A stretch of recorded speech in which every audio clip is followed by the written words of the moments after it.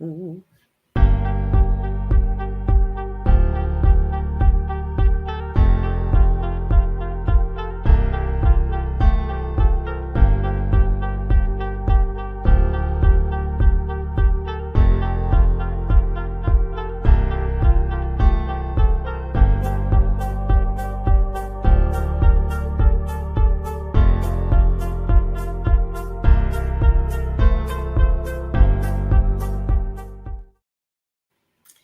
Hi, and welcome back. We Nikki, we thought we can't were, hear you. I know, I'm sorry. We thought we were live this whole time. So apologies to everyone who is on. We thought we were live. We were not. No, it's no worries.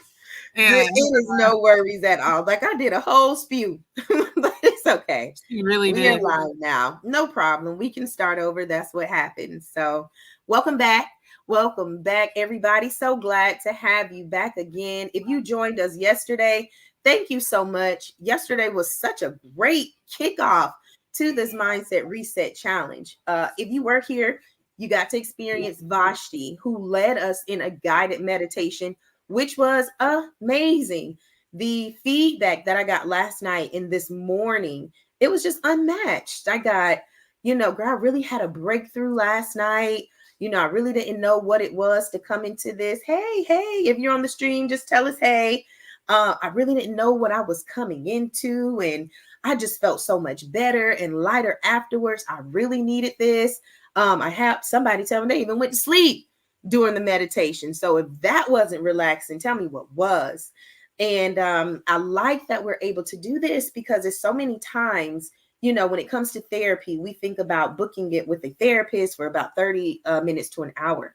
But there are so many other avenues that we can go through for just therapy relief.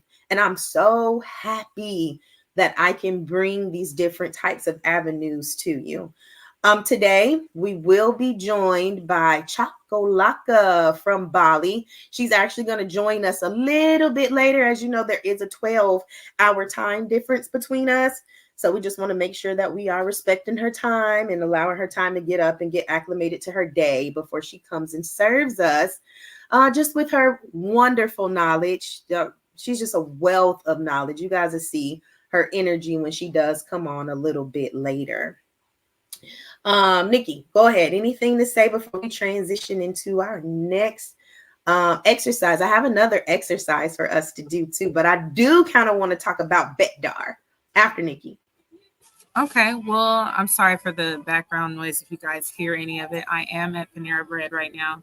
I couldn't get home fast enough, thanks to LA traffic.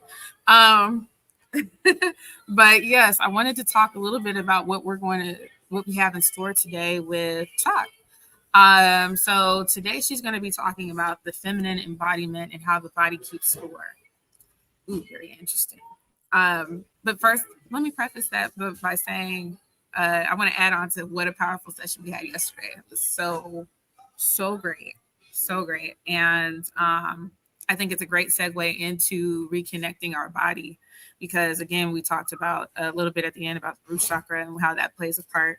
And honestly, most of the curriculum that we've developed with this program corresponds with the chakras, literally. So we're moving on up with the sacral chakra. I think this is a great way to segue into reconnecting the body and what she's talking about, which is the how the body keeps score. Our bodies hold so much wisdom, and we just need to listen to it. So I thank you guys all for coming and being vulnerable and open today. And I would like to see some of you guys come up at the end or at some point during and having your talking about your opinion of everything. That would be so great. And then just a quick reminder that we'll be shifting to quieting the noise, which this is going to, again, be a great segue into that. So with that said, um, let me see what other things, what other little things we can talk about.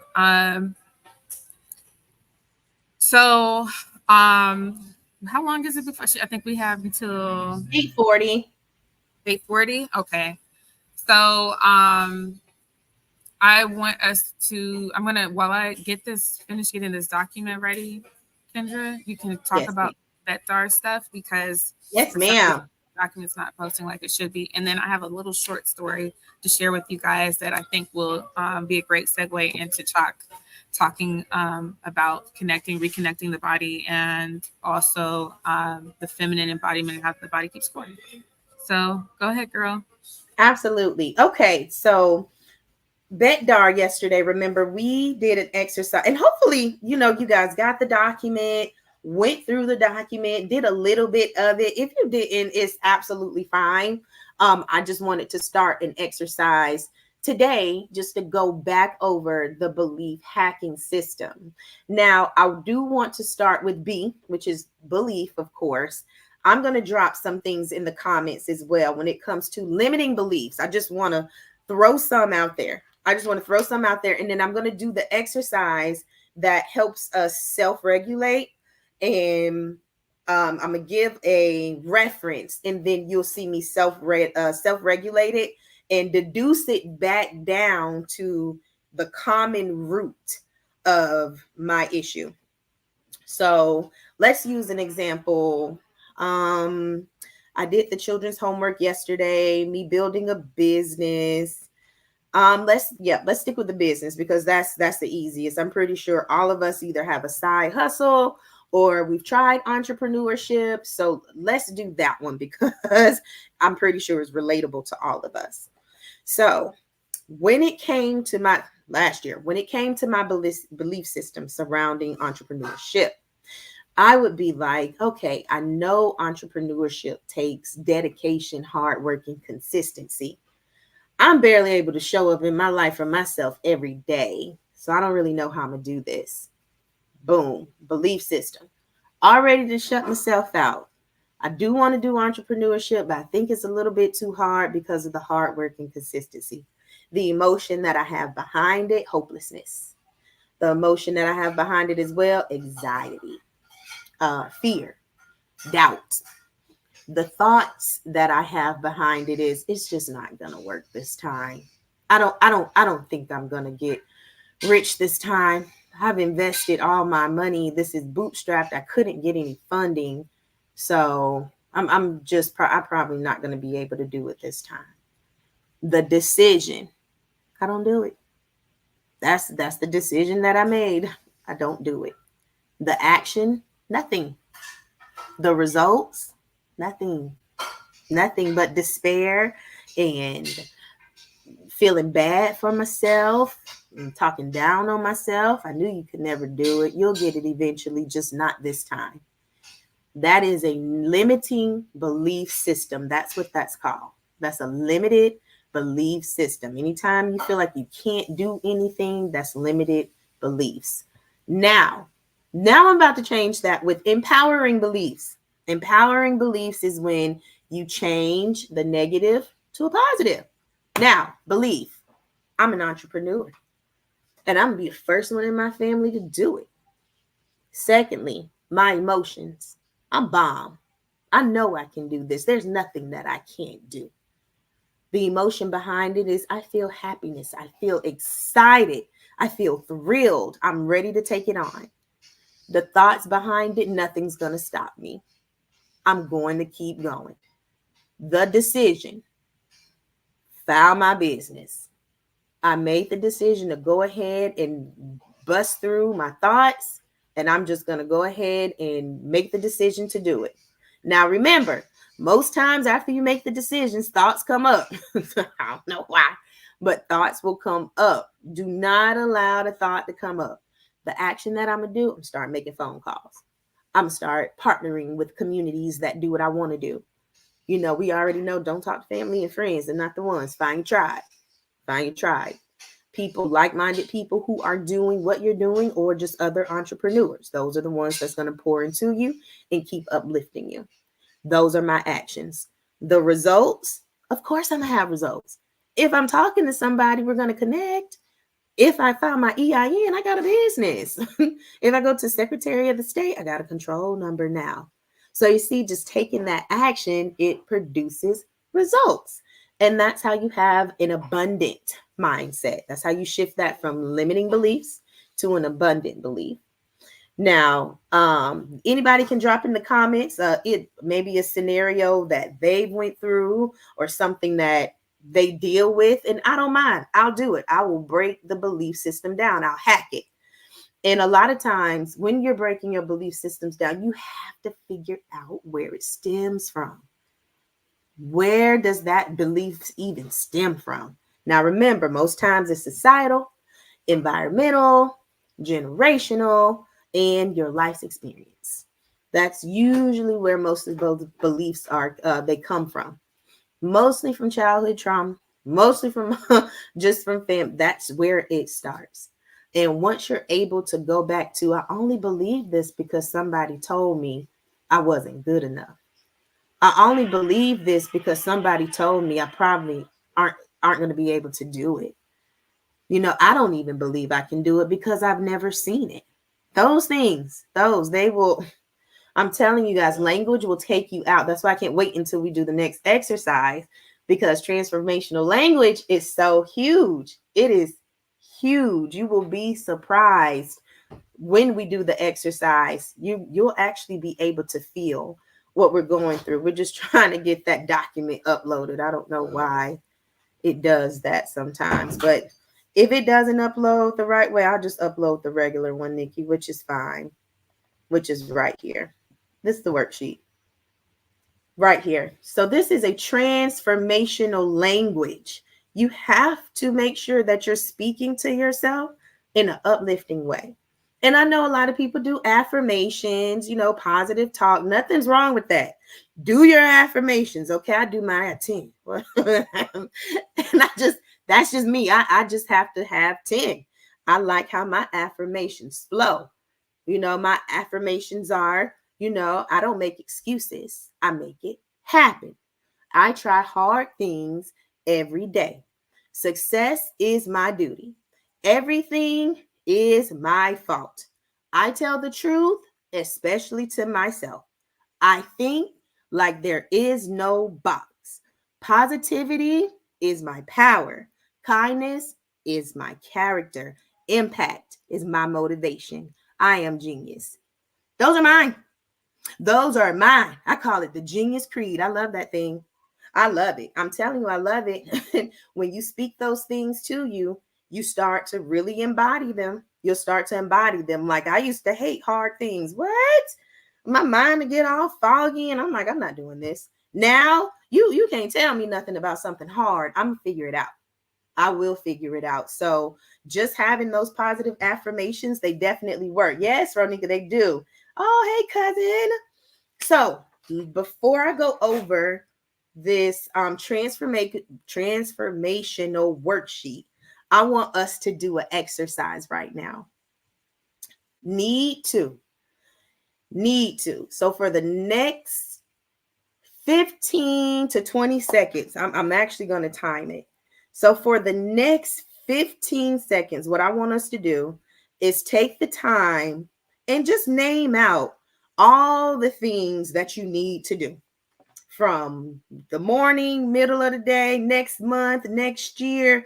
Let's just start naming right now the things that you need to do. Okay, let's go. I need to put my girls in the tub. I need to make sure their clothes are out for tomorrow. I need to make sure I take my bath for the night. I need to make sure I grease my hair. I need to make sure my scalp is good. I need to make sure I get this buildup out of my hair. I need to go to the gym tomorrow because that'll make day 3. I got to make sure I keep up with myself. I need to make sure I call my sister and tell her good night. And I need to make sure I make at least $500 this week. Time's up. How do you feel? How do you feel?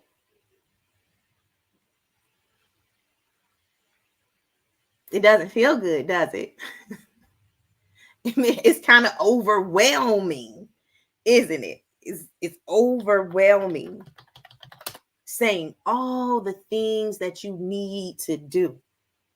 Because at the end of the day, guys, we really don't need to do anything but be a human being. On the real. We only need to be a human being.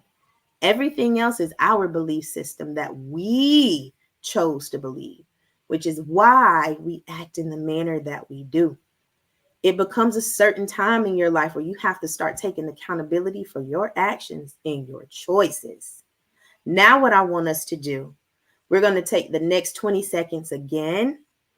Say those same things that you need to do, but instead of need to, replace it with get to or I'm blessed to. No need to, get to, and I'm blessed to. So I'm starting the time. We're going to start it again. Ready? Let's go. I get to do my daughter's hair. I get to oil my long, beautiful hair. This is my veil. I get to pick their clothes out that I was able to afford to buy. I'm so blessed that my baby girl is in kindergarten and she's only 2 years old. I'm so blessed to live the life I live that I get to be a mother of two. I get to do this mindset reset for 3 more days and take women along my journey of self healing. And I also get to run She is the Village and help other single mothers. And that's time. I definitely went over about 10 minutes, but it's okay. How did that feel? Replacing get to and blessed to instead of need to. How does that feel? Because it's an immediate feeling. I know you feel it. I'm putting in the comments what I feel. Relieved, light.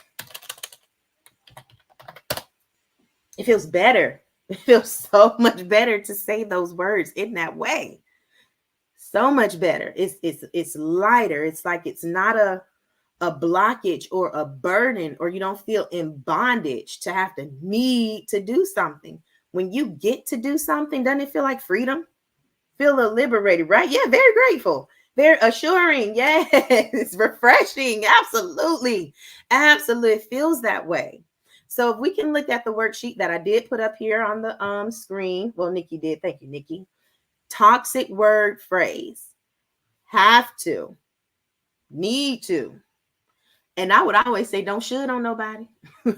don't should on nobody. Don't tell nobody what they should be doing. Don't even tell yourself what you should be doing. Try, because when you're trying to, you're never really doing it, right? You're just trying to. We change that with I am doing, I am working on.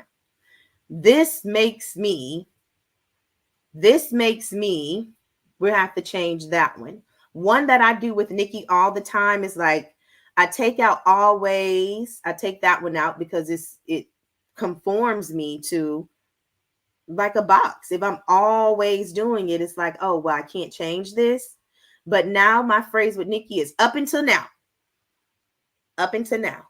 I will own all the crap that I have did prior to this moment right here. So I say up until now, Nikki, I used to feel that way. Up until now, Nikki, I didn't even want to forgive that heifer. But I Praise do God.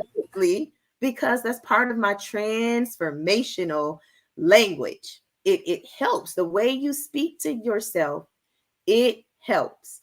Also, I hope this is going to happen. And I mean, at the end of the day, y'all know we've been taught to never lose hope.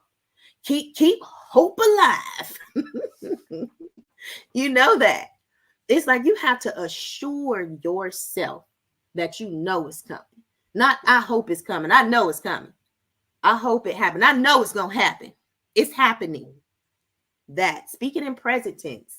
So it's in the now and not a maybe in the future or anything inciting back to your past. But just unbelievable. This is unbelievable. Why? You tell the universe is unbelievable. Unbelievable. Universe gonna say, okay, it's fine. I ain't gonna bring it. This is too good to be true. Universe gonna say, okay, well, shoot, I ain't gonna bring that either. Like, you want to make sure that you are staying consistent with the way that you speak to yourself. We already talked about how important it is to be consistent with showing up for yourself. It is just as important to be consistent with how you speak to yourself. I have my daughters doing this. I'm not going to lie. Alexis, she's 8. She is 8 years old. And the thing is, I'm making sure that I teach my daughter now self-value, self-confidence, how to speak to herself. In the morning, we do affirmations right before she walk out that door and get on the bus. Yes, affirmations. I give that to my child. They are going out into a system. Woo! You sending your children out into the world. Just this chaos is disorderly. And I need my child to make sure she has a foundation. If something happens or come up and she don't know how to express herself, mommy has given her the tools and the resources to know how to do that.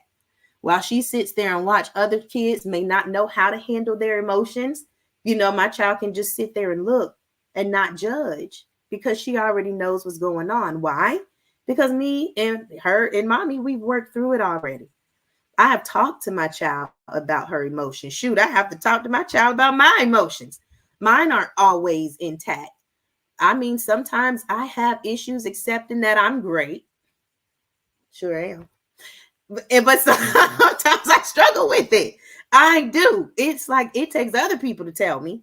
I don't know why. A lot of things I can just accomplish with ease. But y'all, I just still don't be thinking I'm good enough. I'm always finding my own little pitfalls and stuff. Why I do that, I'm really not sure. But I am working on it. I am sure. When you have been in toxic relationships. Well, if I may interject on that one, I Go ahead, go think ahead. that one thing we got to always remind ourselves is that the constant battle of self-esteem and self-worth, self-value, as we talked about yesterday, is ebb and flow, and it's a forever journey, just like healing is. So don't ever feel bad or ashamed of the fact that sometimes it's waning and sometimes it's waxing. Some days you have good, some days you have bad when it comes to that. And I wouldn't even say bad. I just say maybe it's a little awkward, you know? Maybe we're not feeling our best or at our highest potential, like we're fulfilling that. But don't ever feel ashamed of not feeling or living up to that fullest potential. Okay. That is ever evolving, ever evolving. So, and I think the language too, as you're saying, having a daily conversation with yourself, not just in the audient way when we're talking to ourselves and hearing things, right? But writing it down is so important. Writing down these prompts and figuring out ways to make changes is also a very therapeutic way to deal with it. Because it forces you to have to look back on your journey, on your conversations with yourself. And they can improve vastly over time if you're deliberate about having the best conversation with yourself. I was just talking earlier about the fact that, you know, our words, we have to be in what our desires are, we do have to be a vibrational match to that, you know, and how we live will usually be a reflection too of that. But in order for us to have a transformative experience, we have to have a better conversation with ourselves. And that is how we meet what is for us and manifesting our highest and most purest desires is by being a match to that. Okay. And sometimes that match doesn't necessarily mean it's gonna vibe high. You know what I'm saying? It's sometimes we're a lower vibrational match to what it is that we're wanting, you know what I'm saying? But at the same time, when we get the conversation right, that's why you got to be careful what you say and how you say it. 100%. And we're taking people who want to come up. Like if anybody wants to come on and share your journey, share a breakthrough, share a piece of your story, we encourage you to do it. The reason we're encouraging you to do it is because I promise you, your story heals another woman. I promise you it does. I promise you. You're like, nobody wants to hear what I got to say, or I'm afraid to go up there. Please don't be afraid. Please, because when one volunteer, it makes other people feel better. Like this is our safe space. This is our engagement space. So we please can let us understand know what's going on. Yeah, so we drop it in can the send comments. you, send you the Link. link so that you can join. Jump on. So let's do the exercise. And drop it in the comments. We're about to have an engaging moment now. Ooh, not remove at stage. There it is. So I am, of course, like I always do, guys, I'm going to drop this in the Facebook group so you can download the PDF because I really want you guys to keep track of how many times you say these words throughout the day. You see, I already have it labeled for you times per day: Monday, Tuesday, Wednesday, Thursday, Friday, Saturday, Sunday, and the toxic word or phrase. Some of us don't say them all, but come on now. I know I say all of these. I'm not going to lie. So let's start with the first one. Have to. We've already did that one, so we can replace that one with get to, blessed to. Anybody else have some? You just drop them in the comments. We're going to go through a few of these so we can see some transformative language that we can start using as soon as tonight when we get off this call. And first thing in the morning when you're speaking to your kids or your spouse or when your mom call on the phone. Yes, it'll get to the point you'll hear people start to say these words and you'll start to replace them in your head. So that is have to, need to. Need to. What can we replace need to with? Grateful to. Yes. Yes. Amber, grateful. Yes. Yes. That's a great one. That is a really good one. I am grateful that I am able to do this. I like that one. Let's go to should. Can. Can. I can. You can. I should. Anybody else have another one for should? I'm going to put should/can. I did. I did. Should. Did. Try. Try to. I am. Try to. I am. I'm doing. This makes me. I feel like.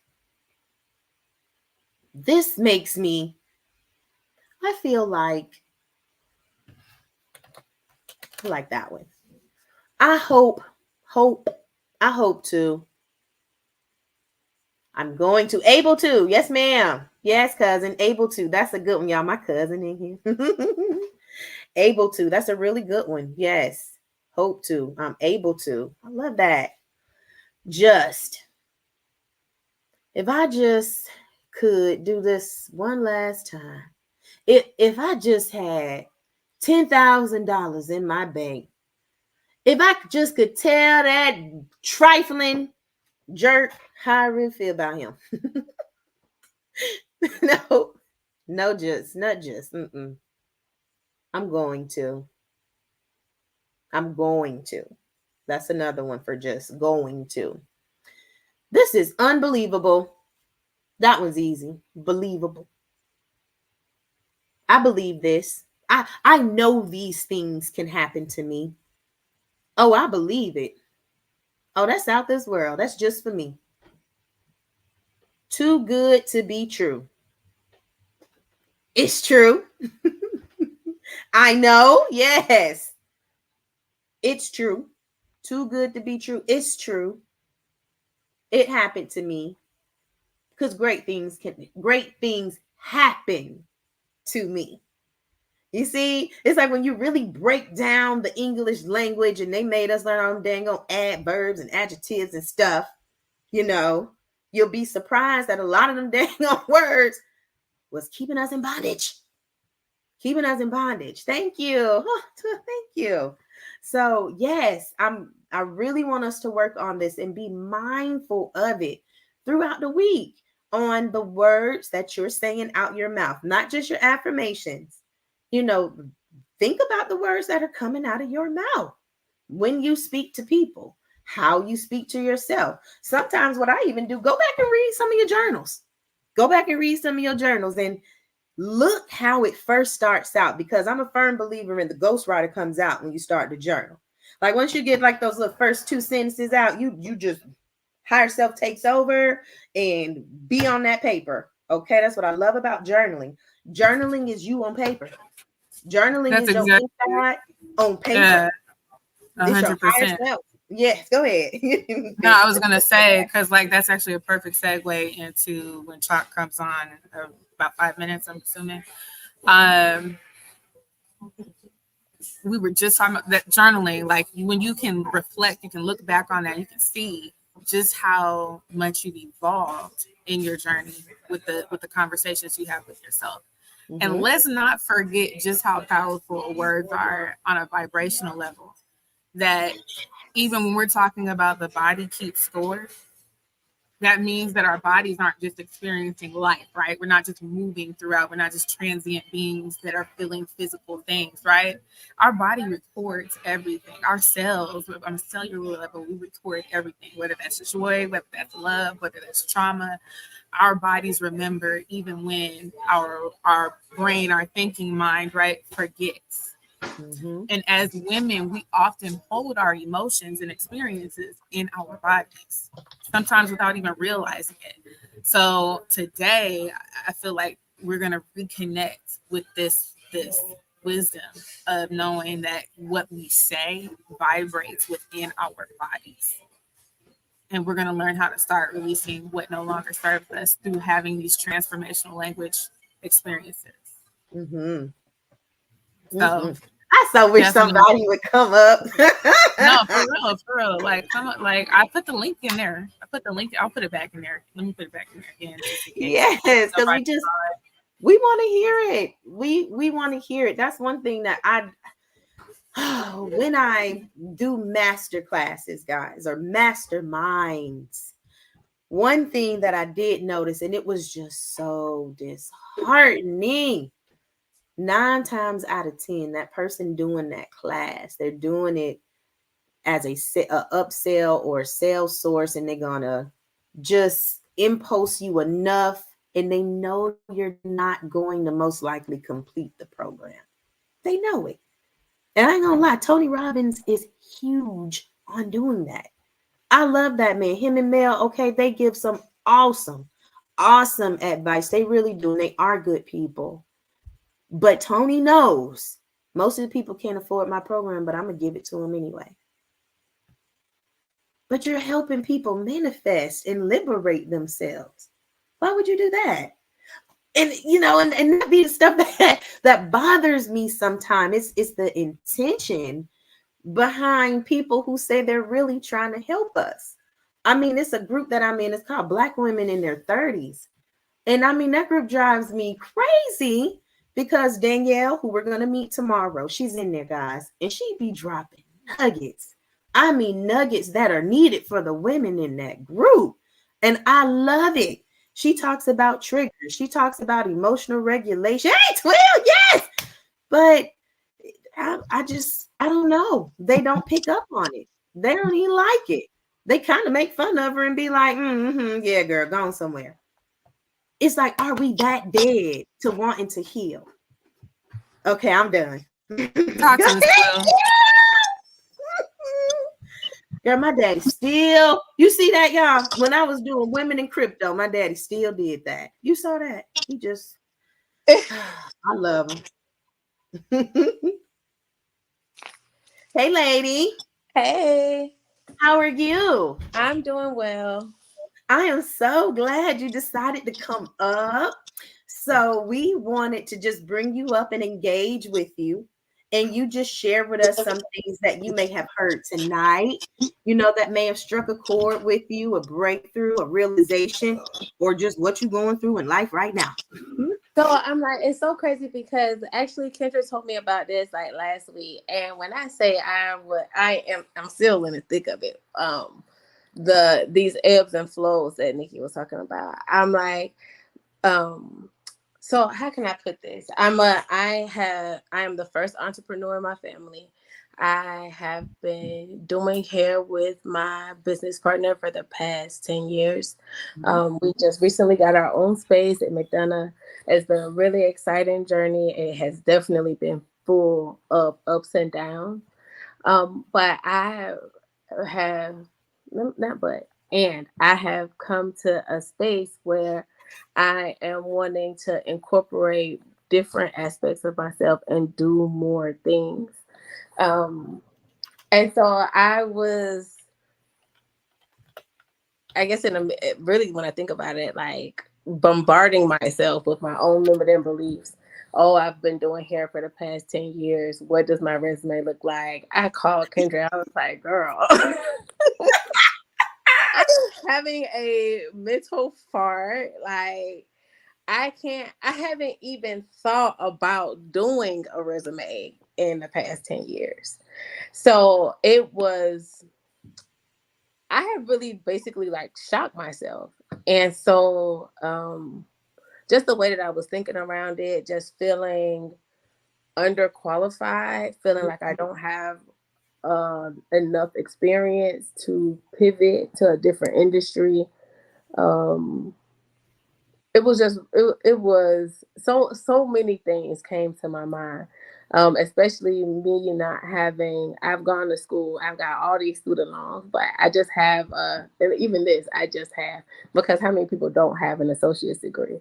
But again, it's the realization is how I have been looking at myself and the way that I have been describing myself to myself and to other people.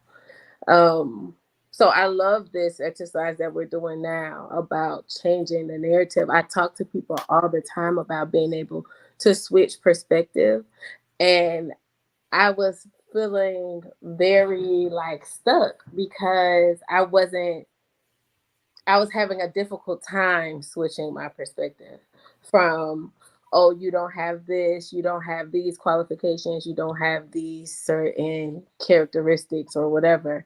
Um, but who's to say that that I don't have exactly what anybody else is looking for? Mm-hmm. That because I'm at a place where I'm looking for new opportunities, that new opportunities are also looking for me. So it was I definitely needed to have to sit down with Kendra as we went over my resume.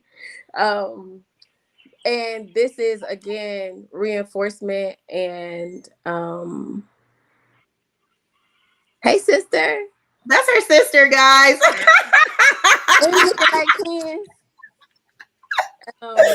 But this is what I have been needing to reinforce, the switch in perspective, being able to open up the world to myself, because I have put myself in a box and in a small space, and because I'm wanting to occupy more space, I need to allow myself to do it. So this is a perfect example.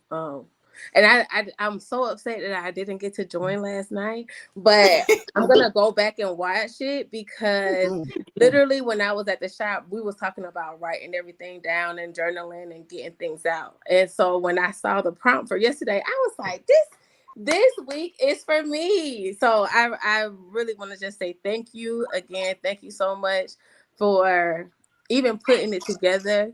Thank you for sending me the reminder, girl, because I'm also about to go out of town. So I have been able to do so many things in a day, but I have also missed a lot of things that were really important to me. So I'm happy for the reminder. Thank you so much. Thank you for creating this space and this opportunity for us to be able to grow and change. And I can jump off now if that's okay. Okay. Well, Tua, Yeah, I just no want to worries. real quick. Just Thank remember, you. as you say, it resounds in you, right? The Right. vibration, those words that we speak, they're in there, and your body feels it. So just keep that in mind, girl. All Yeah. right. Thank you for jumping on. Of course. Thank y'all for putting it on. I don't know how to get out, though. I got you. We got you. Guys, Okay. Twill is my loctician, by the way. Look, my hair. She does my Fabulous hair. job. She started my hair 10 years ago. I didn't have much, and this is where it is now. So she's my loctician. If you guys need your hair done, hit her up. Twill, drop your information in the comments, please. Yes, thank you. Welcome, Choc. Thank you so much for being here and blessing us with your presence. Because we are in Am I for live? a treat. Yes, you are. And Choc, we are going to let you take it away. We've introduced you, but please reintroduce yourself. I've been up big hyping you up all week. So yes, you are here. Take it away. I am tired of hearing me speak anyway, and I'm off. Well, before you tune off, Kendra, I wanted to acknowledge the amount of love that you continue to pour into our village. I was brushing my teeth earlier, and I was trying to recall how long we've known each other, and I'm tempted to say almost 15 years. And over the time of our remembering of who we are, I've witnessed you bloom and blossom into the queen you are in this moment, and I'm truly honored to call you a sister and a fellow community builder. So thank you for all the love, the hard work, the devotion you continue to pour into our communities and into yourself primarily, because it's through your exemplary behavior that we're able to get behind you and say yes, full body yes. When you first reached out to me, it was a no brainer. It was like, of course, of course. And I just want to acknowledge how great of a mother and friend you are to me.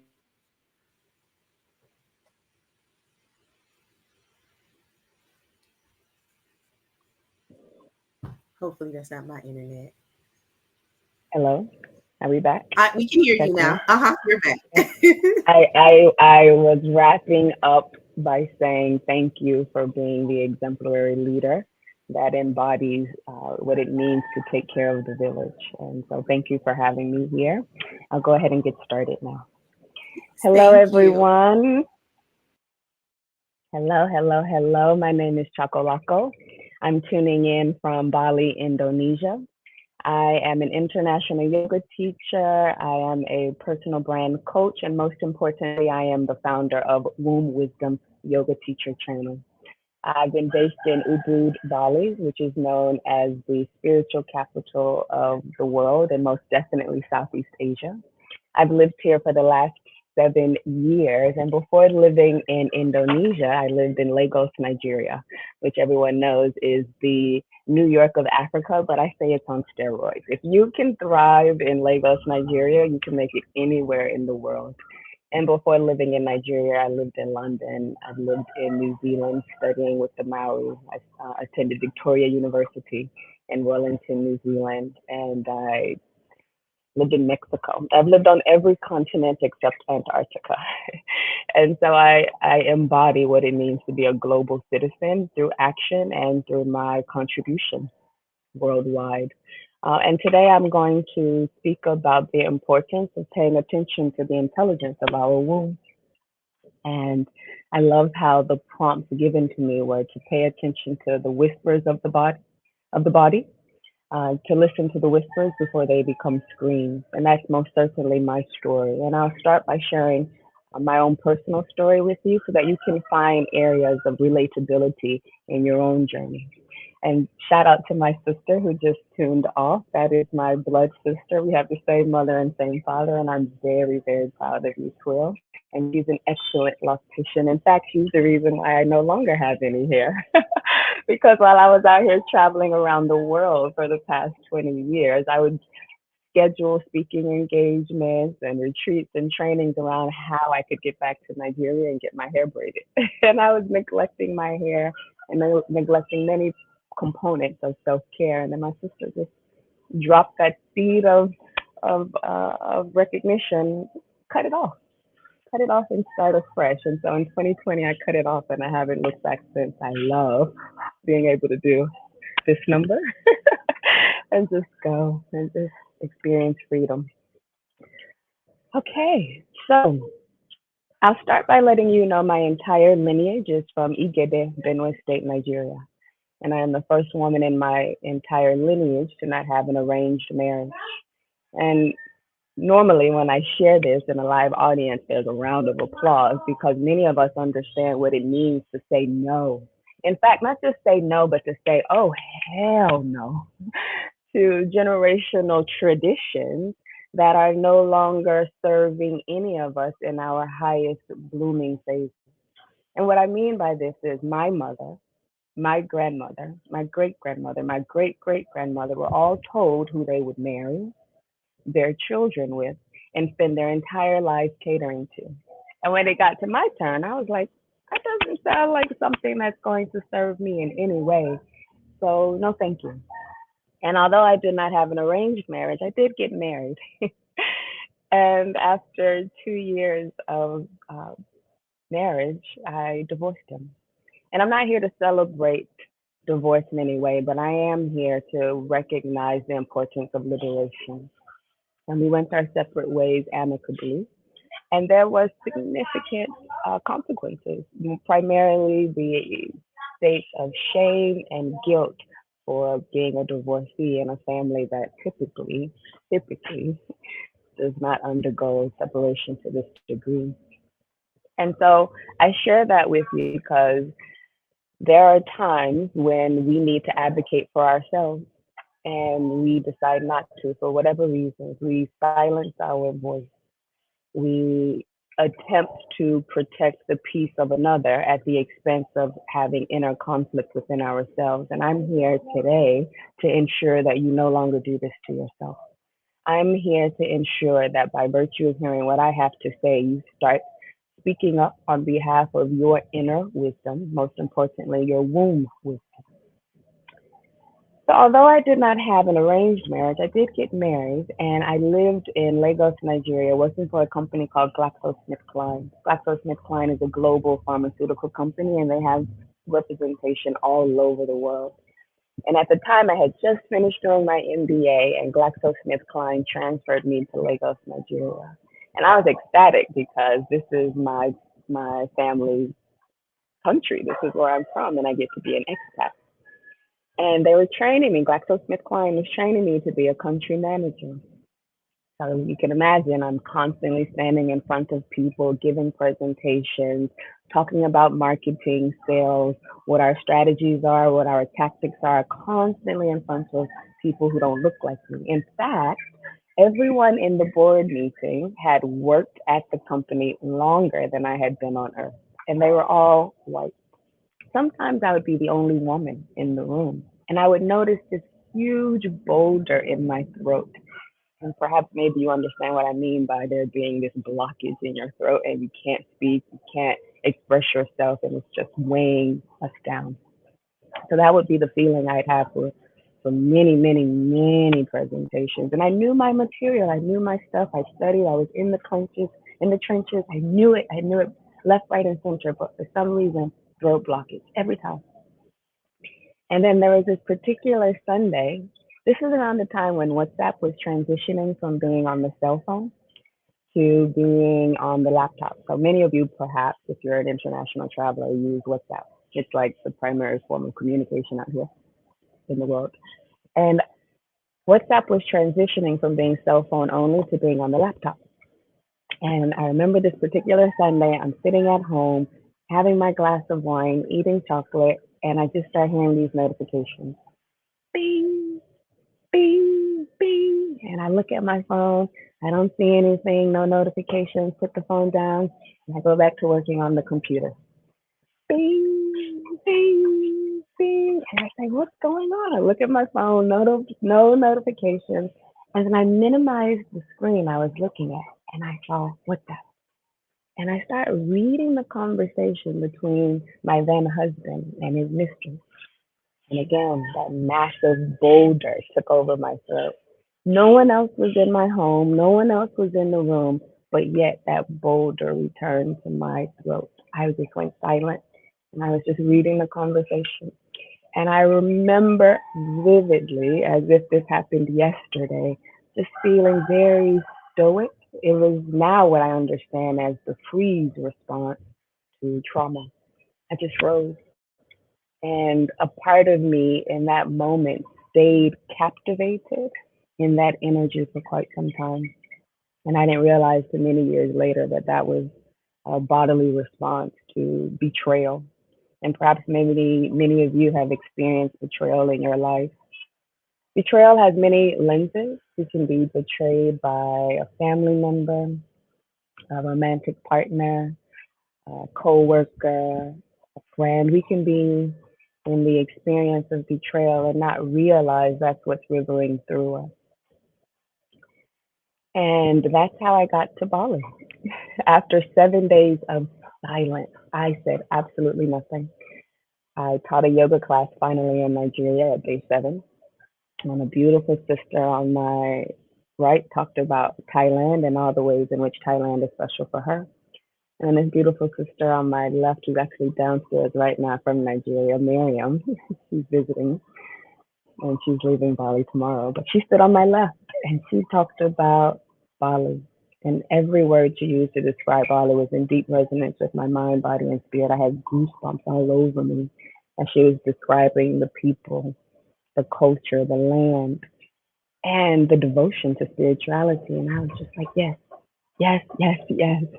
And perhaps maybe you have a moment where something feels bizarre and out the ordinary, but your intuitive hit is saying yes, and you just do it. And I remember calling my family home saying that I'm going to Bali, Indonesia. And my parents are like, what? We don't know anybody in Asia. You're going to be the first person in our family in Asia. Just go to the village with your grandmother or go back to London or come here to the US, come to Atlanta. We'll care for you during this very vulnerable state. And I said, no. I told my family no, that I really want this experience in Bali. And that's how I got here, off of an intuitive hit. And my people thought I was insane. It's like many of us respond to betrayal in unique ways. And for me, it was to separate myself from the environment and to come to a land where I knew absolutely no one and to allow myself the experience of completing the cycle of that betrayal so as to not allow it to make me bitter. And see, what I've learned in my experience is that we can be responsible for our behaviors by either being bitter or better. And it was my utmost responsibility to become better from the experience. But during this period, I sat in a suppressed environment. I allowed myself to be overwhelmed by the betrayal, emotionally, spiritually, mentally. I allowed the energies of shame, guilt, frustration, anger to overwhelm me to the point that it was physically visible on my skin. And after spending 1 month here in Bali, I felt a complete shift in how I was responding to what was in front of me and, most importantly, what was flowing by. I started to pay attention to how every view immediately in front of me is very similar to the sky. The sky is consistent, it's constant, and it will always be here. However, what's shifting are the mind's views, the ideas, the thoughts comparable to the clouds. And the clouds flow in, reveal themselves, and the clouds flow out. And what remains consistent is the sky, my mind view, and how I'm responding to the consistency. And that was a game changer for me because that was my first introduction to how potent my breath is and how potent the beating of my heart is. And that was huge for me. Here I am in my at that point in my mid 30s learning about mindfulness and how the body keeps the score. And maybe some of you have heard of this book or you have this book on your nightstand. If you don't have this book, please, please, please, please, please go pick it up. It's called The Body Keeps the Score. And since I'm already sharing resources, I'm an educator. I have books that I want to share with you as well. This one is by Louise Hay. You Can Heal Your Life. It's a game changer. I pick it up any opportunity I have. I use it as a resource to share with other women who are going through experiences, sensations that are a new part of their evolutionary phases of womanhood. The second book is A Return to Love by Marianne Williamson. This was my first book when I was stepping into the world of understanding spirituality and how it's a huge component of many, many, many, many lifetimes that I've agreed to come back to Earth.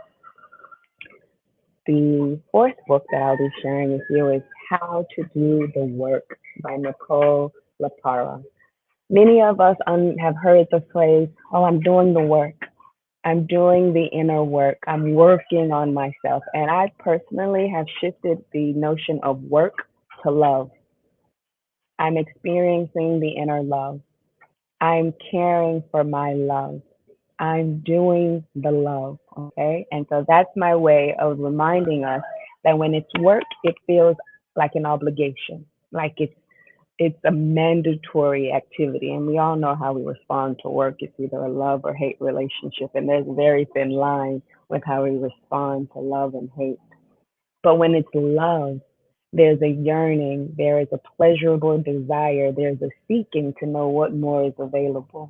Because love leaves a rippling impact that is indelible and nourishes from within. The last book I want to share, since I've already talked about love, is How to Be Loving. And Danielle Laporte is a Canadian writer, and she's also my personal friend. I love how she focuses on the how and not necessarily the what. I'm going to share with you the importance of the what, and then you can dive into those books and resources that I just shared to pay attention to the how.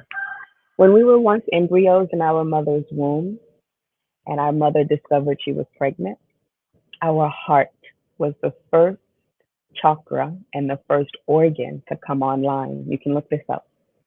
Our heart came first. And then the doctor told our mothers to come back in a few weeks to find out the gender. And when our mothers returned to the doctor, and the doctor said, "You're a girl," or "You're a man," or, whatever the genitalia is described, our sacral chakra, our genitalia came online second. I remind everyone who I coach that our brain did not come online until many, many, many weeks later. Our first development was the heart. The heart is where we are loving. And then our genitalia came online second, our womb. And this is where our feelings, our creative power, our, in a way, our crown chakra, our sacred portal came online.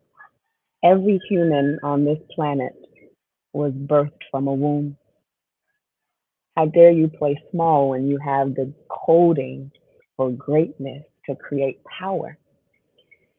And I was completely disconnected from my womb space for many, many years. And perhaps maybe you are right now in this moment. To the point that when our menstrual cycle, when we start bleeding, comes online, we feel as though it's an inconvenience, right? So maybe you wanted to wear that white dress because you were going out with the girls, and then you went to the restroom and you realized your bleed time, your moon time is here. And then you're just like, woe is me, I can't wear the white dress. The cramps are back, or my breasts are tender and sensitive, or however you respond to this sacred time coming back online. And I know for myself personally, it felt like an inconvenience. I didn't realize how potent, how sacred this time is for the evolutionary stages of womanhood. And so while I was here in Bali, I remember paying attention to the sacredness of how everything was done. And that was my first introduction to genuinely slowing down and paying attention to the body's wisdom. So after being here for 1 month, I went back to Nigeria, and it was an attempt to reconcile my marriage. And perhaps many of you have tried to fix yourself for a relationship. I certainly have. And many women around the world who I coach have also provided testimonies of how they've attempted to fix themselves. And so, although I went back to Nigeria and we did not reconcile, I did what I typically do best, and perhaps you do as well. I just buried myself in work. I was working, working, working, working, working, working, working nonstop. I was leading retreats in Europe. I was doing festivals in London. I was traveling to Mallorca. I was doing everything except focusing on the betrayal and the hurt that was still suppressed in my body. And so after traveling for 9 months, I came back to Bali and I spent the first 3 days in bed. I could not make sense as to why I did not want to leave the bed.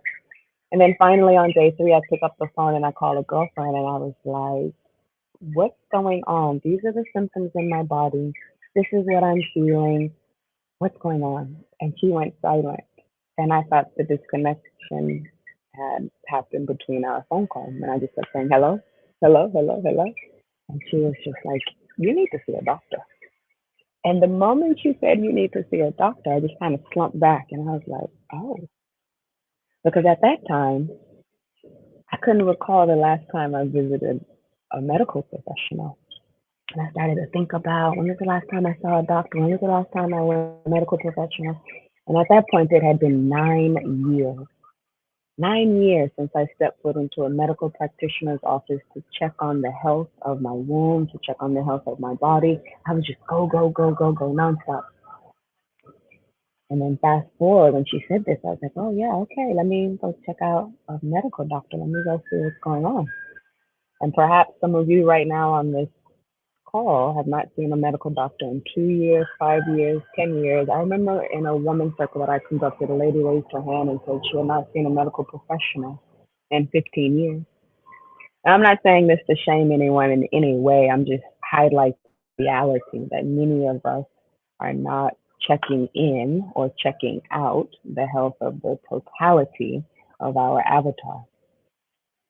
And so after having that conversation with her, I made a few phone calls. I had some appointments set up to see medical doctors. And I saw about three professionals until the third professional referred me to an OBGYN, obstetrician gynecologist. And because it had been 9 years since I stepped foot into a doctor's office, I had no idea what an intravaginal scan was. I never encountered one before. And so the nurse started to describe to me what the outline of our conversation is going to entail. And so the doctor brings this device that's long in its design, and at the end of this elongated design is this oval. And at the end of the oval is a camera. And so as the device was inserted into my womb, the doctor started to count. One, two, three. Well, at this time, I thought he was counting my blessings. I thought the doctor was counting how many children I would have. But in fact, he was counting myoma. Myoma is the medical term for a fibroid. And perhaps you've heard of a fibroid or endometriosis or PCOS or PMDD.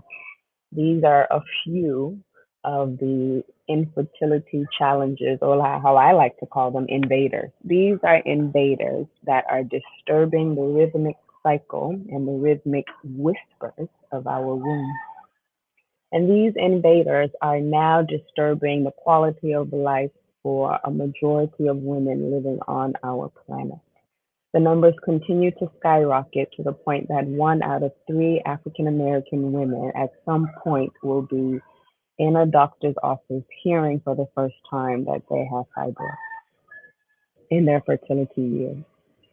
And as Dr. Hariasa was describing my treatment option, his team was scheduling a hysterectomy surgery. And I had no idea that this was even happening in the background. He thought he was doing me a favor by getting me in quickly so that I can get back out into the world and keep traveling and teaching and coaching, because that's really a nomad out here on large stages, teaching thousands of people and coaching many. And so after spending time with Dr. Hariasa, I told him no, no thank you to the surgery. I will keep my womb. It's important to me that I keep my womb. So I will do my research and find out what options are available for me.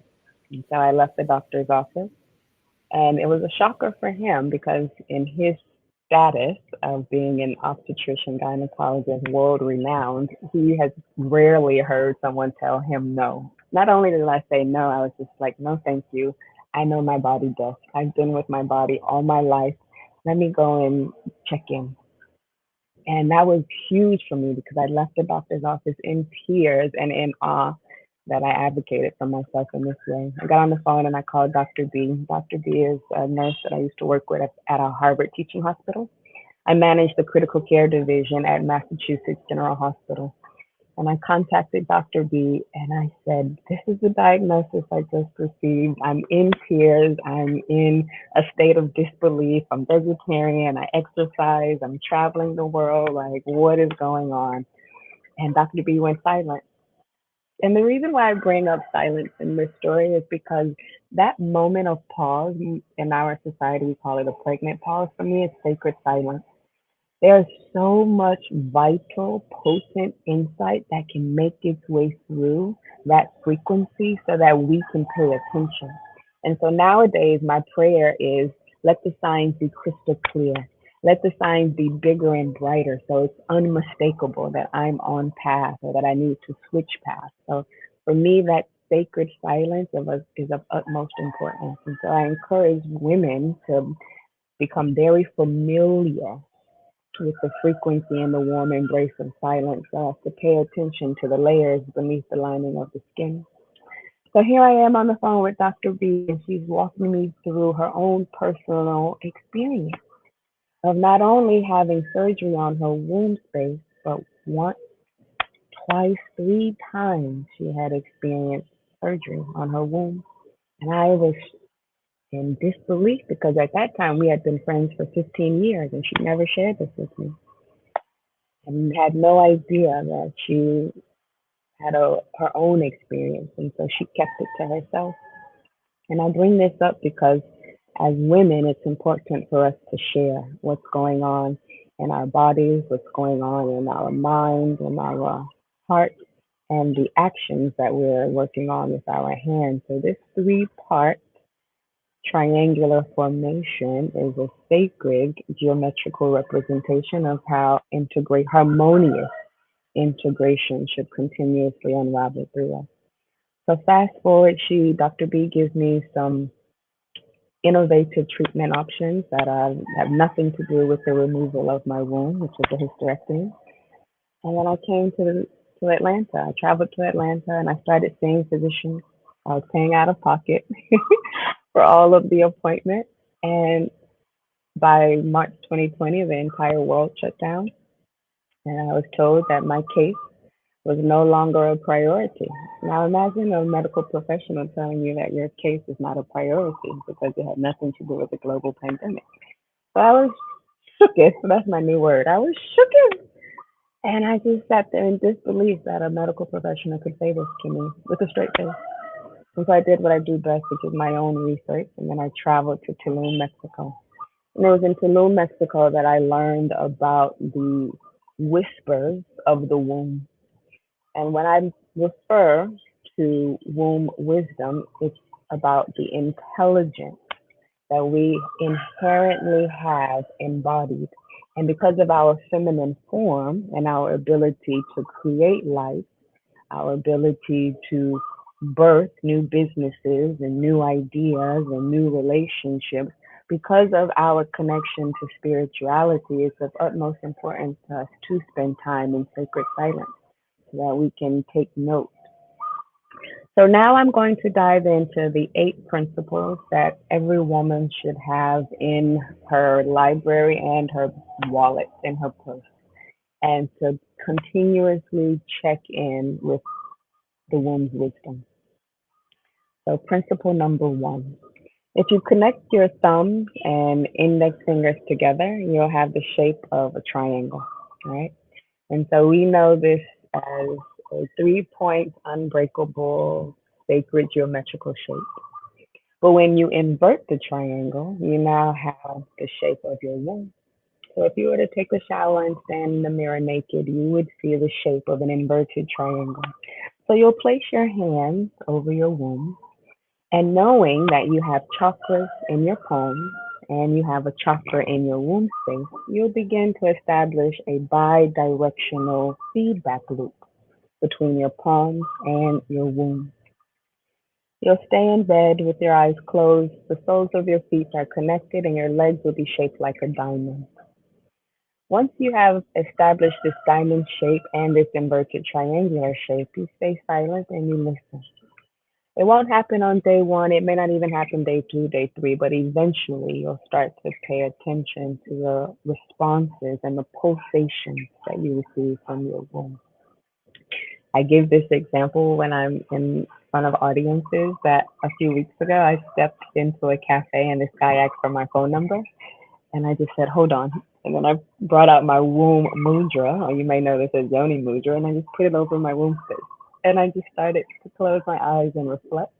And then he thought I was ignoring him. And then a few minutes later, I said, "Oh, give me your phone. I'll give you my number." I had to check in. I needed to consult my womb as to whether this was a viable, credible energy that wanted to be around this being.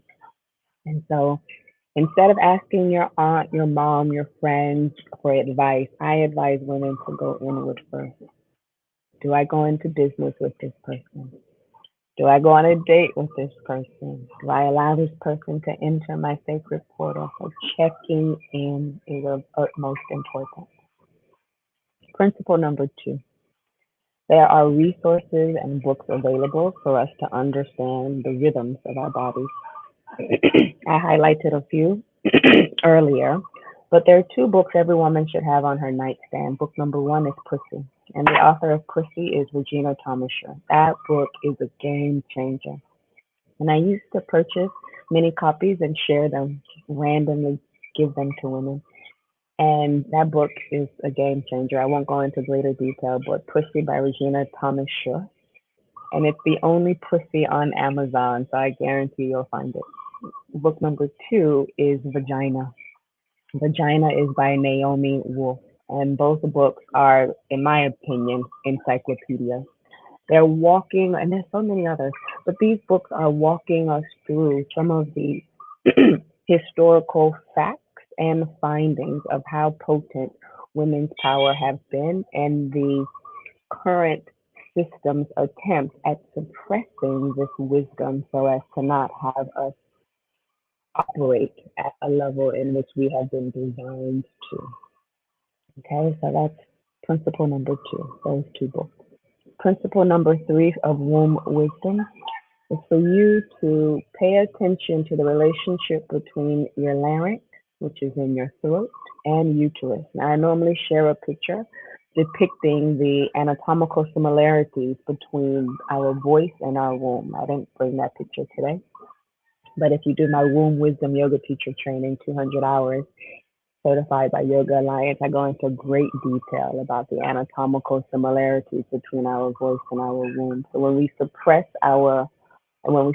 and ignore our womb space, it inevitably is reflected in our voice and vice versa. When we suppress our expressions and we're not speaking our truth, it disturbs the rhythmic cadence of our womb. So I often provide many somatic releasing exercises and practices for women to open up this part of the body as well as our sacral chakra energy. Principle number 4 is to create a playlist. Now, every song on my womb wiggles playlist encourages pelvis thrusting.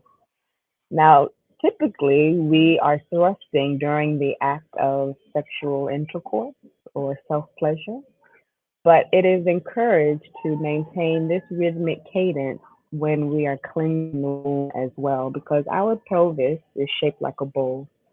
The basket of our pelvis is shaped like a bowl, and in the feminine form, oftentimes when we are suppressing energy, it lands in the bowl or in the breast or in our thyroid glands, which are in the throat.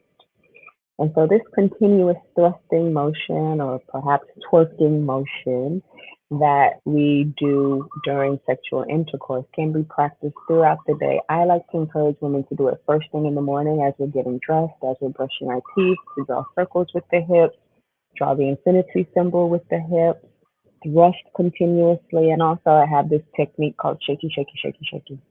Because if the body keeps the score, where exactly in the feminine form is the score being held? And if you pay attention to how you respond to emotions that are constantly on repeat, then you'll now recognize the importance of releasing.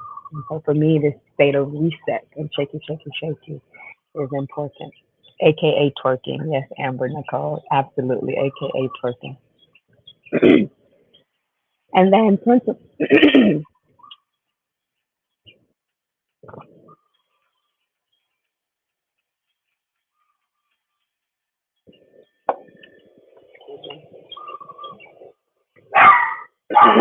principle number 5 is to have minimum 10 minutes of moving the body. Minimum. And this is because whatever entities you've carried with you up until that point, they've lodged in, they have taken, for me and for my guests. Yes. Did you make for one person or two? Oh, thank you. Thank you so much. Very grateful. Thank you. Excuse me. Breakfast just arrived. Okay, I was on principle number, was I on five? The importance of somatic movement and shifting the energy out of the body. Number six is for us to look women in our eyes when we are conversing. Now, I do this practice during my training where I encourage women to eye gaze for a minimum of 5 minutes and to hold the hand of the sister beside them. And what typically happens during that 5 minute interval are a range of emotions are felt through the body. Now, emotions are simply electromagnetic energies in motion. Beneath the lining of our skin, we have energy bodies, and we know these as chakras. And these chakras are constantly pulsating to indicate the consciousness and harmony. And this pulsating rhythm is contracting and expanding. Now, oftentimes, if we are suppressing the energy, then it is contracted and it stays in this blocked state until we finally release so that it can expand and then return to contraction and maintain this harmonious rhythm. But if we're walking around angry, frustrated, disappointed, in the energy of shame or rage, we're like this and we're blocked. But when we gaze into the eyes of another beloved, we start to notice that she too is feeling and embodying what we're going through, and she understands. We'll start to realize that her shoulders will melt down, her scalp will relax, her forehead will be softer, her face will dissolve. And there's this sense of understanding that rivers over us to the point that we now are safe. And that experience of gazing into another and paying attention to how strong she is, how brilliant she is, and how she's genuinely a one of a kind embodied representation of infinite source, then we have a deeper respect for one another. And that respect carries us a long way in comparison to division. And so that exercise is a game changer, a huge game changer. So that dignified respect for another being is principle number six, seven. I just lost track of my numbers. I think that's number seven. A dignified respect, and you can do this with a friend. If a friend is sharing with you or venting what's happening in her life, what's happening in her world, rather than responding with solutions, you can say to her, "Do you mind if you and I sit facing each other and gaze into each other's eyes for 5 minutes?" And you can have a soft song playing in the background, preferably a song that has binaural frequencies such as 888 hertz or 528 hertz for the heart chakra, or a rhythmic cadence for abundance or prosperity. But if you go onto my Spotify playlist and you type in binaural, binaural, binaural meditation or binaural beat, you'll get a plethora of options that will tune into the frequency you need for this eye gazing activity. And what will happen is, as you're witnessing her dissolving and dissipating the anger, frustration that's overcoming her, and you two are embodying this experience, you'll walk away from this experience feeling so much lighter and so much more at ease because you'll feel that you are being held not by your sister who's gazing at you, but from the creator of existence that is holding the two of you together. I'm pretty sure you've heard the saying, when two or more are gathered, infinite possibilities reveal themselves. So that is what typically happens during this experience when I share this with women, to just sit in the energy of silence, gazing into each other's eyes.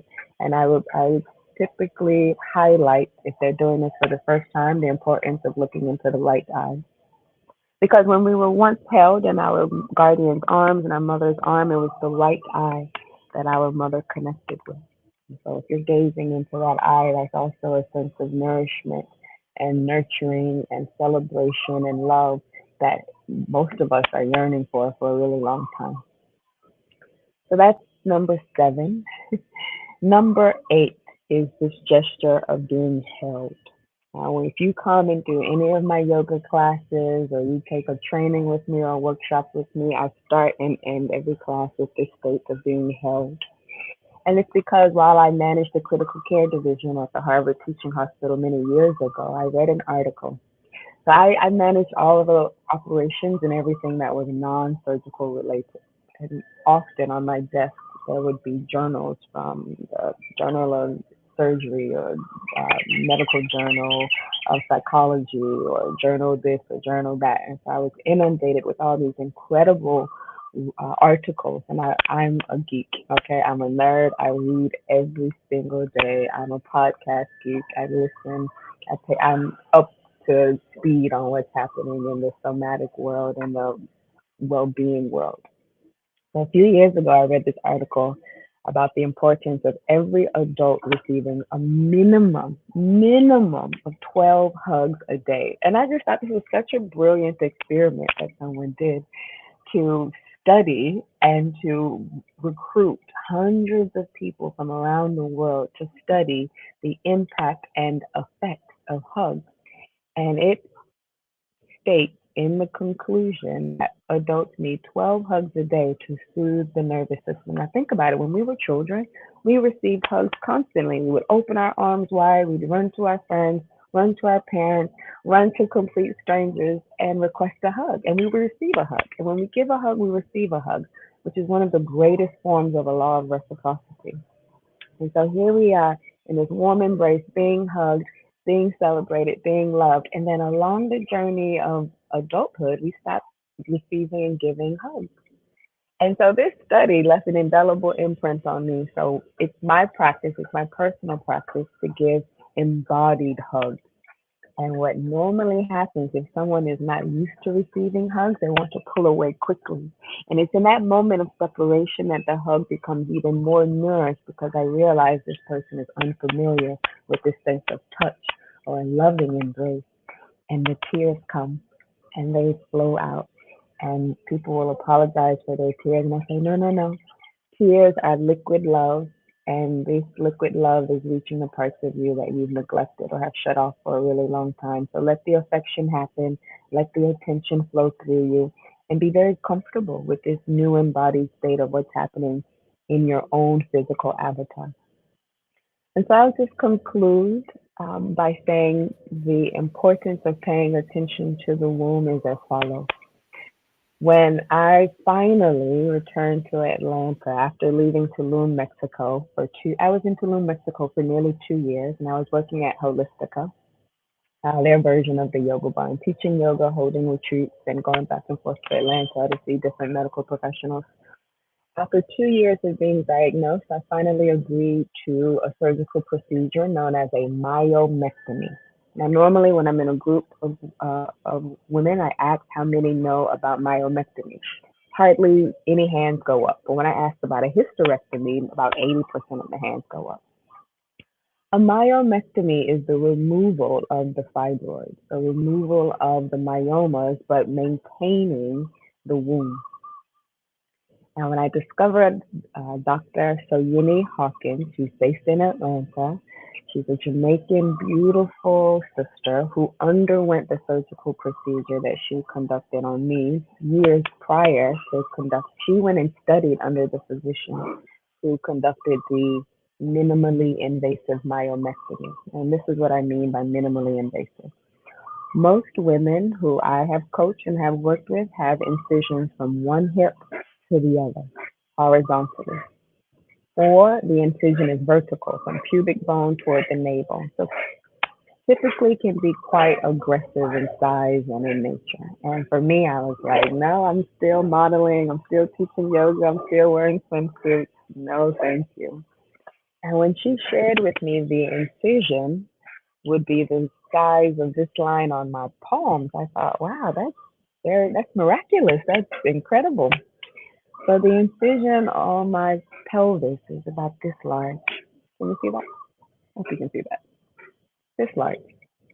And from this incision, 25 fibroids were removed from my womb. And 25 fibroids is equivalent to a 4-month baby. It was as though I was carrying a 4-month baby. So I wasn't showing my midriff or walking around in very tight fitted dresses because I wanted to avoid being asked if I was pregnant. And because of the practices I've done around Asia, Africa, Tulum, Mexico, and parts of Peru, I understood the importance of disconnecting from the energy bodies of those humans.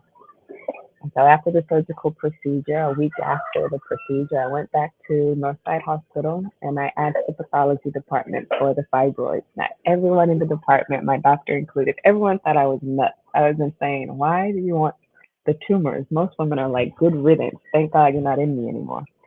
But I asked for them because I needed to conduct a ritual to celebrate what the fibroids were representing or intending to inform me of, and then to let them go harmoniously. So each fibroid was labeled with a name, and the first one was betrayal. The second one was anger.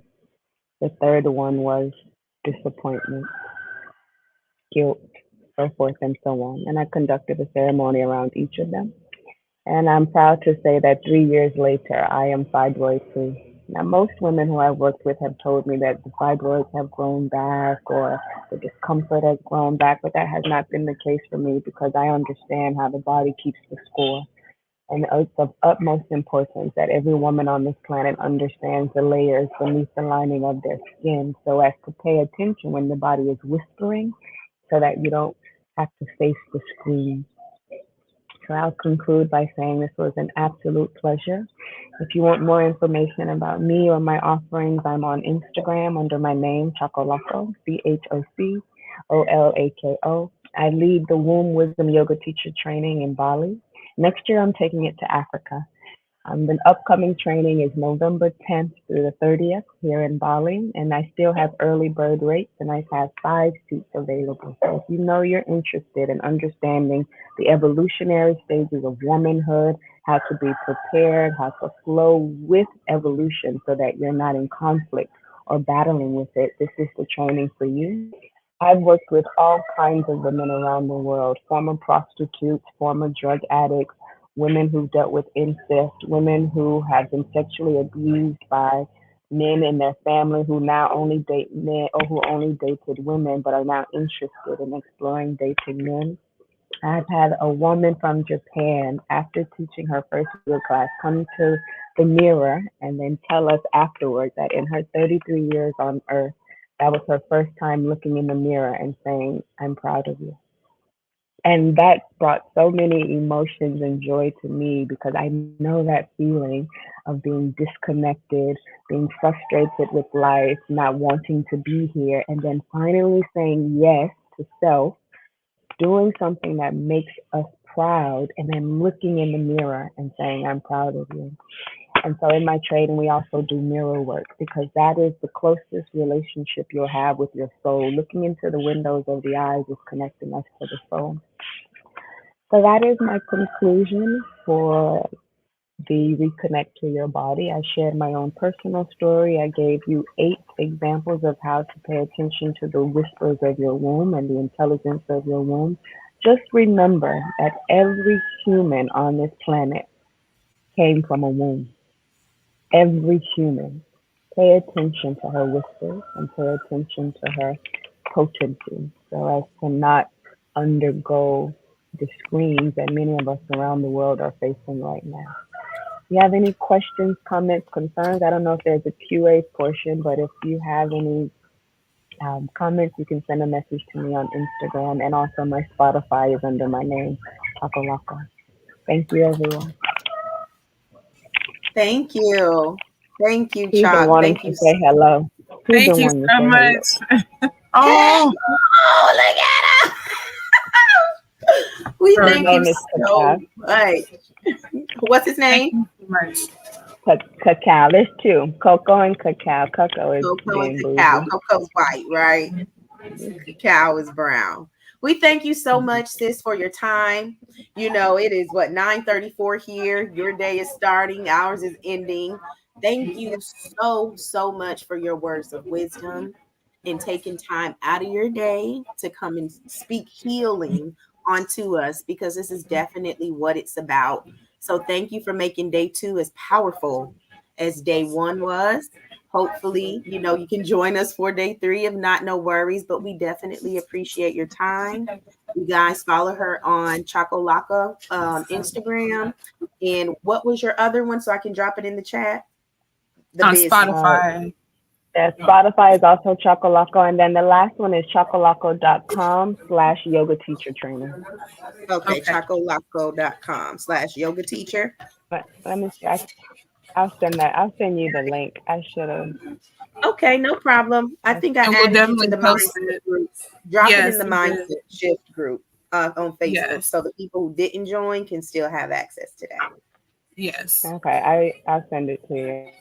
All Awesome. righty. Well, I Thank you thank just you so put so in much, the much. sis. Thank you so my much. absolute pleasure. My Yes. absolute pleasure. Thank you for your time. Thank you for this opportunity. This was great fun. And I'll talk to you soon. Yes. Alrighty, take care. Thank Bye. you, Chuck. Well, Thank I wanted you. to. What happened? Okay, well, Chuck, that was so wonderful. Thank you for coming on and joining us. You've been such a pleasure. I wanted to close out really quickly with just letting you guys know we are so appreciative of you guys kicking in and staying in full time throughout the whole program. We look forward to convening this tomorrow as we'll be shifting our focus to quiet the noise, how to reduce the distractions and reclaim your mental energy. I really can't wait to see you there. So until then, I encourage you guys to keep listening to your body, to move gently and to practice self-compassion, to take all of the tenets from what Chalk has spoken about today, her 8 principles of womb wisdom, and remember your body is your greatest ally. So we'll see you guys tomorrow for day 3 of the Mindset Reset Challenge. Until then, you guys have a wonderful day, wonderful evening. Good night, ladies. See ya.